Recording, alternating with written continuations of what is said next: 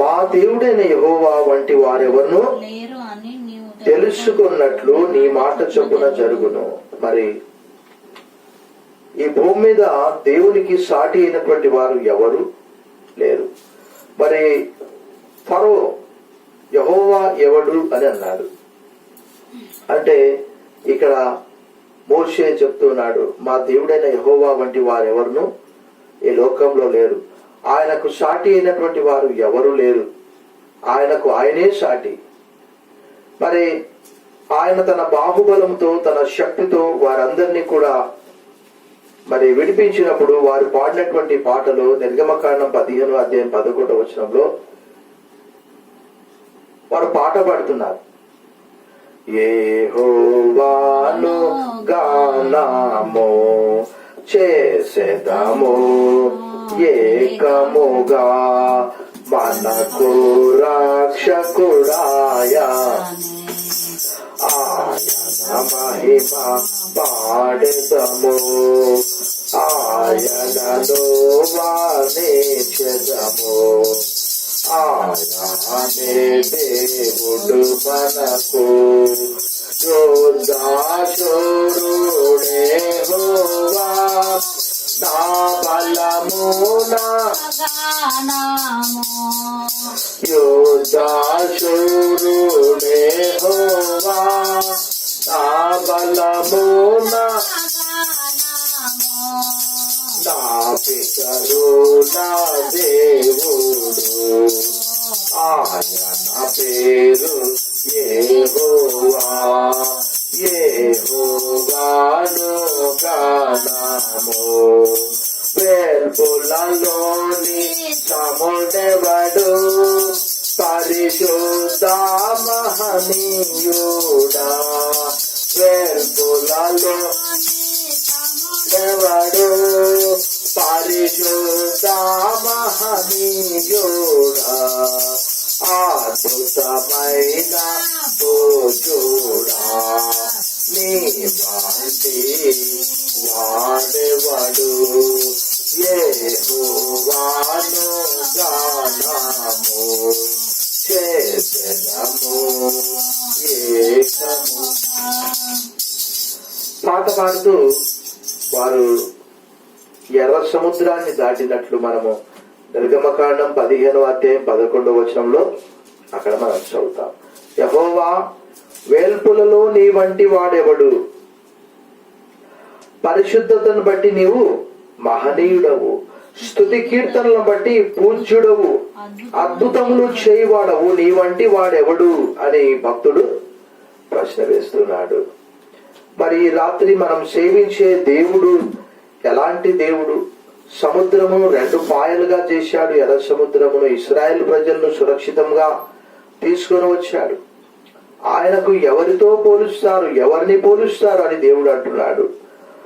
ద్వితీయోపదేశకాండం 33:26 కూడా ద్వితీయోపదేశకాండము 33:26 యెషూరును దేవుని పోలిన వాడెవడునో ఆయన నీకు సహాయము చేయుటకు ఆకాశ వాహనుడై వచ్చును, మహోన్నతుడై మేఘవాహనుడగును. మానవులకు సహాయం చేయడానికి ఆయన ఎక్కడి నుంచి వస్తాడట? ఆకాశ వాహనుడై వస్తాడట. భక్తులు అంటున్నారు, అక్కడ దేవుని పోలినటువంటి వాడు ఎవడు లేడు. యెహోవా రక్షించిన నిన్ను పోలిన వాడెవడు అని మనని గురించి కూడా రాయబడ్డది 33:29. ఈ రాత్రి యెహోవా తమకు దేవుడిగా గల జనులు ధన్యులు. దేవుడు లేనటువంటి వారి జీవితము భయంకరము, శూన్యము, చీకటి, అభద్రత భావంలో ఉంటారు. వారు ఇలోక సంబంధంగానే ఉంటారు. ఇంకా దావీదు కూడా ఈ గొప్ప దేవుని గురించి సమూయేలు 2వ గ్రంథము 7:22 కూడా సమూయేలు 2వ గ్రంథము 7:22 కూడా ఇలా తెలియజేస్తూ ఉన్నాడు. కాబట్టి దేవా యెహోవా నీవు అత్యంతమైన ఘనత గలవాడవు, నీ వంటి దేవుడు నీ వంటి దేవుడు ఒక్కడునూ లేడు. మేము వినిన దాని అంతటిని బట్టి చూడగా నీవు తప్ప దేవుడు ఎవడును లేడు. హల్లెలూయా. చప్పట్లు కొట్టి దేవుని మహిమపరచండి, బిగ్గరగా కొట్టండి. మరి చూడండి, ఆయన వంటి దేవుడు ఈ లోకంలో ఎవరు లేరు. ఇంకా మరి దావీదు మాత్రమే కాదు, సొలొమోను కూడా ప్రార్థన చేస్తున్నాడు. రాజులు మొదటి గ్రంథము 8వ అధ్యాయం 23వ వచనం. రాజులు మొదటి గ్రంథము 8వ అధ్యాయం 23వ వచనం. యెహోవా ఇశ్రాయేలీల దేవా, పైనున్న ఆకాశమందైనను క్రింద ఉన్న భూమి అందైనను నీ వంటి దేవుడు ఒక్కడును లేడు. హల్లెలూయా. హల్లెలూయా. ఇలాంటి దేవుని మనం ఎక్కడైనా కనుక్కుంటామండి? ఇలాంటి దేవుని మనం ఎక్కడ? ఎందుకంటే ఆయన ఉన్నవి లేనట్టుగా, లేని ఉన్నట్టుగా చేసే దేవుడు. అనేక మంది ఈ కరోనాలో ఆత్మహత్య ప్రయత్నం చేస్తూ ఉన్నారు, చనిపోతూ ఉన్నారు, పరిస్థితులను చూసి భయపడుతూ ఉన్నారు. కానీ మనం చూసాము 46వ కీర్తన 1-2 వచనాల్లో దేవుడు మనకు ఆశ్రయమును దుర్గమునై ఉన్నాడు, ఆపత్కాలంలో ఆయన మనకు నమ్ముకునదగిన సహాయకుడు. కాబట్టి భూమి మార్పు చెందినను, నడి సముద్రమున పర్వతములు మునిగినను మనము భయపడము. ఈ రాత్రి మనం ఎలాంటి దేవుణ్ణి మనము సేవిస్తూ ఉన్నాము, ఎలాంటి దేవుణ్ణి మనము పూజిస్తున్నాము, ఎలాంటి దేవుణ్ణి మనం ఆరాధిస్తూ ఉన్నాము. ఆయనకు సాటి అయినటువంటి వాడు ఎవడు లేడు. ఆయన చేసే కార్యాలన్నింటినీ కూడా మనం చూసాము. అద్భుతములను చేసే దేవుడు అని భక్తుడు అక్కడ నిర్గమకాండం 15:11 రాయబడిన రీతిగా ఆయన ఒక్కడే మహాశ్చర్య కార్యములు చేయవాడు. ఆయన కృప నిరంతరముండును. He alone does wonders. His steadfast love endures forever. He does unsearchable things. లెక్కలేనని అద్భుత క్రియలను చేయవాడు అని భక్తుడు అక్కడ యోబు గ్రంథం 5:9, యోబు గ్రంథం 9:10 కూడా రాస్తున్నాడు. మరొక లేఖన భాగాన్ని కూడా మనం చూసినప్పుడు దినవృత్తాంతములు మొదటి గ్రంథం 17వ అధ్యాయంలో కూడా కీర్తనాకారుడు, భక్తుడు మరి దావీదు, సొలొమోను లాంటి వాళ్ళు 17వ అధ్యాయములో భక్తుడు అక్కడ మరి దేవుని యొక్క గొప్పతనం గురించి కూడా ఇక్కడ మాట్లాడుతూ ఉన్నాడు. 20వ వచనం. యెహోవా మేము మా చెవులతో వినినదంతయు నిజము, నీ వంటి వాడెవడునూ లేడు, నీవు తప్ప మరి ఏ దేవుడును లేడు. ఆమేన్.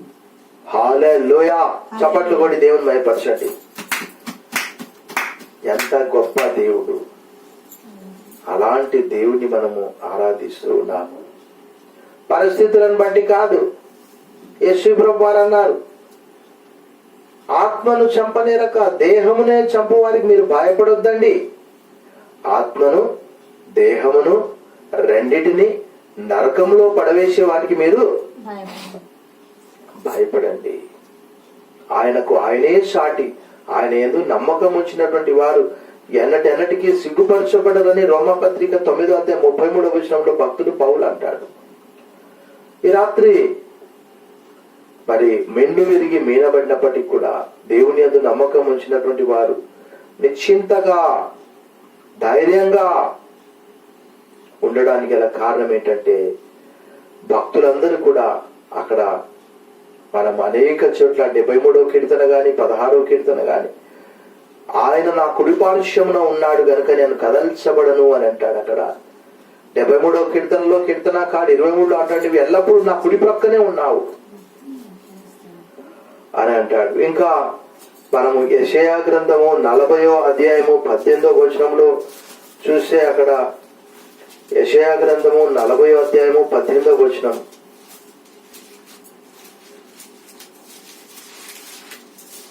కావున మీరు ఎవనితో దేవుని పోల్చుదురు? కావున మీరు ఎవరితో దేవుణ్ణి పోల్చుదురు? ఏ రూపమును ఆయనకు సాటి చేయగలరు? దేవాలయం కట్టడానికి ప్రయత్నించినప్పుడు సొలొమోను చేసినటువంటి ప్రార్థన, ఆకాశములు నిన్ను పట్టచాలవు, నీ కొరకు ఎలాంటి మందిరాన్ని మేము కడతాము దేవా అన్నాడు. ఆకాశమైన సింహాసన, భూమి ఆయన పాదపీఠము.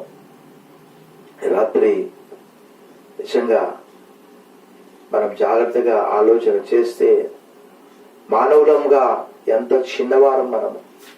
ఇప్పుడు మనం చూస్తున్నాము, గొప్ప గొప్ప సైంటిస్టులు సైతము ఈ కరోనాను బట్టి భయపడుతూ ఉన్నారు, చనిపోతున్నారు. వీరు వారు అని కాదు, అందరూ చనిపోతున్నారు.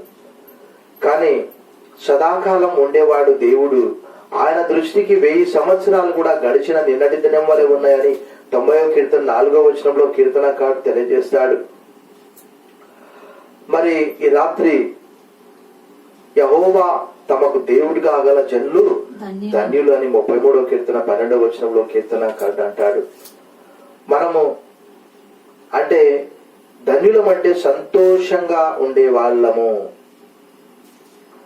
భక్తులందరూ కూడా దేవుణ్ణి బట్టి సంతోషించారు, బలం పొందుకున్నారు. మరి ఇప్పుడు కరోనా సమయంలో అయ్యో దేవుడు ఎక్కడున్నాడు అని చాలా మంది అనుకుంటారు. కానీ దేవుడు లేనటువంటి క్షణము, దేవుడు లేనటువంటి సమయం అంటూ ఎప్పుడూ లేదు. మరి బహుశా ఇదంతా కూడా మానవులు దేవుణ్ణి తెలుసుకోవడానికి వచ్చిందో మనకు తెలియదు. బోధిగంత నివాసులారా నా వైపు చూసి రక్షణ పొందండి, నేనే దేవుడు అని. మరి ఏ దేవుడు లేడన్నాడు. మానవులు ఇంకా సత్యం తెలుసుకోవాలి, సత్యం వారిని స్వతంత్రులుగా చేస్తున్నది యేసుప్రభువు వారు అన్నారు. యోహాను సువార్త 8:31, 8:33. If you know the truth will set you free. ఈ వాక్యము మానవులను పాప బంధకాల కాడిని త్రెంచివేసి 107వ కీర్తన ఇంతకుముందు మనం చదువుకున్నాం. ఆయన తన వాక్కును పంపి వారిని బాగు చేసెను, వారు పడిన గుంటల్లో నుండి వారిని పైకి లేవనెత్తాను. సో మానవులు దేవుడి దగ్గరికి రావాలని దేవుడు ప్రయత్నం చేస్తూ ఉన్నాడు, కోరుతూ ఉన్నాడు, ఆయనను వెతకాలని కోరుతూ ఉన్నాడు. కీర్తనాకారుడు 89వ కీర్తనలో అక్కడ ఒక మంచి మాట తెలియజేస్తున్నాడు, మనం చూసాం. 89వ కీర్తన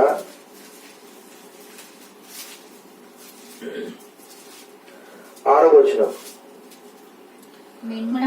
మెంటను యెహోవాకు సాటి అయిన వాడు ఎవడు? దైవ పుత్రుల్లో యెహోవా వంటి వాడు ఎవడు?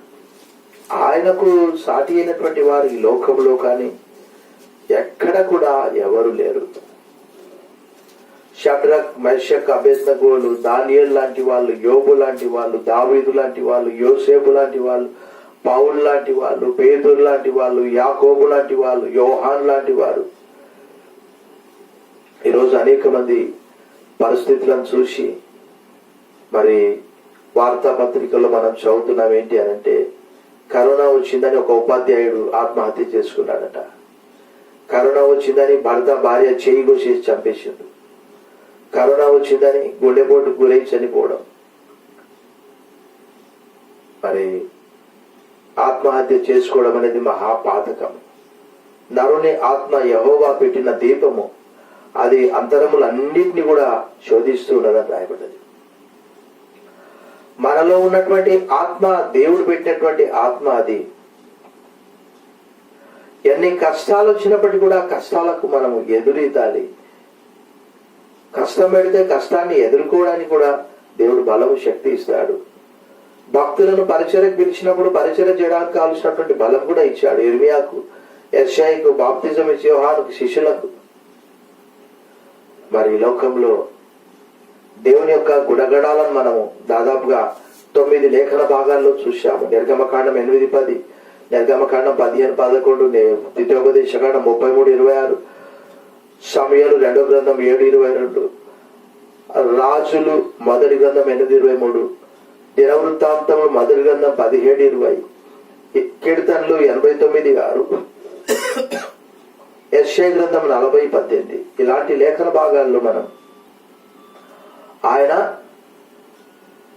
ఈ లోకంలో ఉన్నటువంటి వారి కంటే అతీతమైనటువంటి వాడు. ఆయన ఉన్నవి లేనట్టుగా, లేని ఉన్నట్టుగా చేసే దేవుడు. ఈ పరిస్థితి అంతా కూడా మార్చే దేవుడు. ఈ పరిస్థితులలో కూడా మనం జీవించడానికి సాయం చేసే దేవుడు. చుట్టూ శవాలు ఉండవచ్చు, చుట్టూ అపాయం ఉండవచ్చు. అక్కడ మనం చూసే నిర్గమ కాండంలో చుట్టూ ప్రజలందరికీ కూడా చీకటి ఉన్నది, కానీ దేవుని ప్రజలకు వెలుగున్నది. గోషేన్లో ఈ లోకంలో కూడా చుట్టూ మరణాలు సంభవించవచ్చు, చుట్టూ ఎంతో ఇబ్బంది ఉండవచ్చు, కానీ తన బిడ్డల్ని ఎప్పుడు కూడా అలాంటి ఇబ్బందుల కొలివిలో ఉంచేవాడు కాదు. ఈ రాత్రి మరి మనం ఈ లేఖన భాగాలన్నీ కూడా తలంచినప్పుడు ఆ వాక్యము మన కాడిని, మన పాపమును, మన పరిస్థితులను మార్చడానికి ఆయన సిద్ధంగా ఉన్నాడు. కానీ మనం నమ్మడానికి మనం సిద్ధంగా ఉన్నామా? ఒకవేళ ఈ వాక్యము నమ్మడం అంటే ఈ సర్వశక్తి గల దేవుని నమ్మడమే. దేవుడి వాక్యం దీవించి ఆశ్రయించును గాక. ఆమేన్.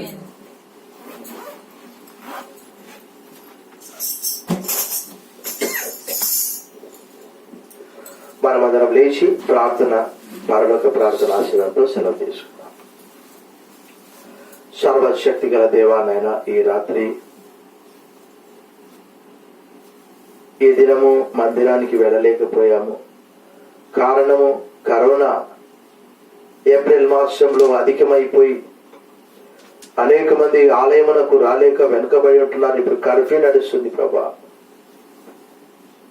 మా పట్టణ క్షేమం కొరకు ప్రార్థన చేస్తున్నాము, మా పట్టణ స్వస్థత కొరకు ప్రార్థన చేస్తున్నాం, మా సంఘ విశ్వాసుల కొరకు ప్రార్థన చేస్తున్నాం, మా సంఘ నాయకుల కొరకు ప్రార్థన చేస్తున్నాం. మాకు తెలియక ఎంతమంది కరోనాతో బాధపడుతున్నారో పాజిటివ్, వారందరినీ ముట్టండి ముట్టండి ముట్టండి స్వామి. నానా మేము వార్తలు విన్నప్పుడు, చూసినప్పుడు, చదివినప్పుడు భర్త భార్య ఒడిలోనే ప్రాణం కోల్పోయాడని, ఇంకా నాయన చివరిసారి తండ్రి చనిపోతూ ఉంటే నాయన తల్లి తన దగ్గరికి వెళ్ళలేకపోవడం, కుమార్తె తనకు నీళ్ళు ఇవ్వడం, ఇలాంటివన్నీ చూసినప్పుడు మాకెంతో ప్రభా బాధ కలుగుతున్నది ప్రభా. చూసే దేవుడు, వినే దేవుడు, మాట్లాడే దేవుడు. ఇశ్రాయేలు మొర విన్నావు.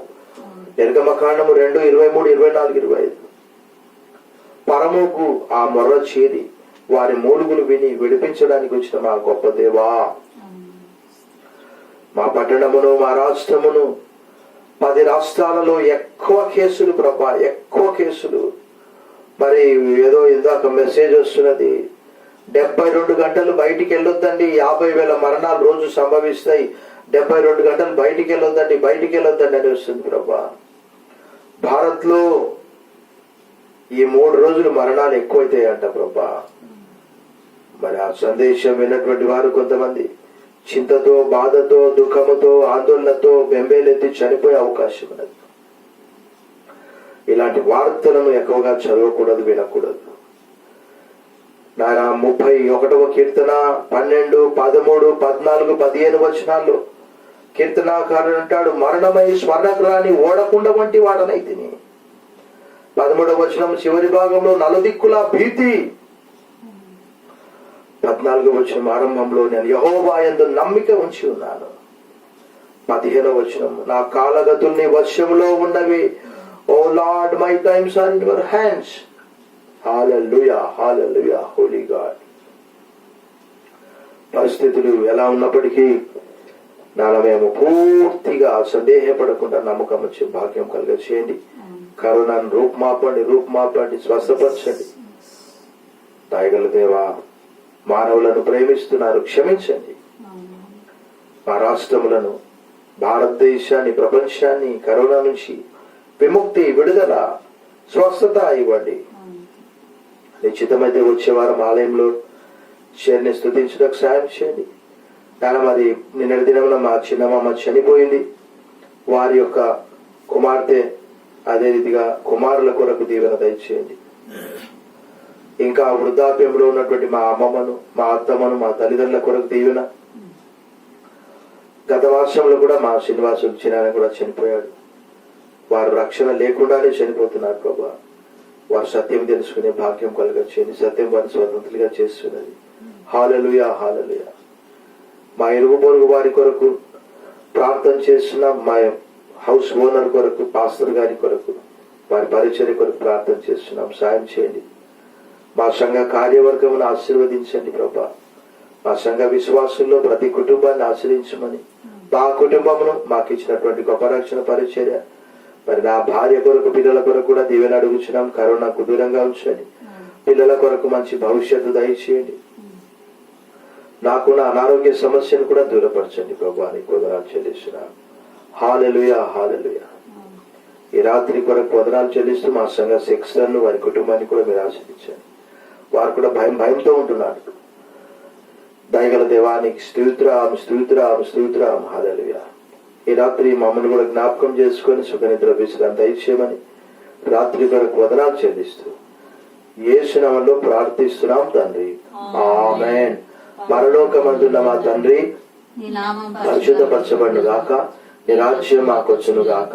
నీ చిత్తం పరలోకమందు నెరవేర్చున్నట్లు భూమి అందు నెరవేరును గాక. మాకు కావలసిన అనుదిన ఆహారం నేడు మాకు దయచేయము. మా రుణస్థులు మేము క్షమించిన ప్రకారం మా రుణాలను క్షమించుము. మమ్మల్ని శోధనలో కిన్నెడు తప్పించుము. ఎందుకంటే రాజ్యము, బలము, మహిమ నిరంతరము నీవై ఉన్నవి. ఆమేన్.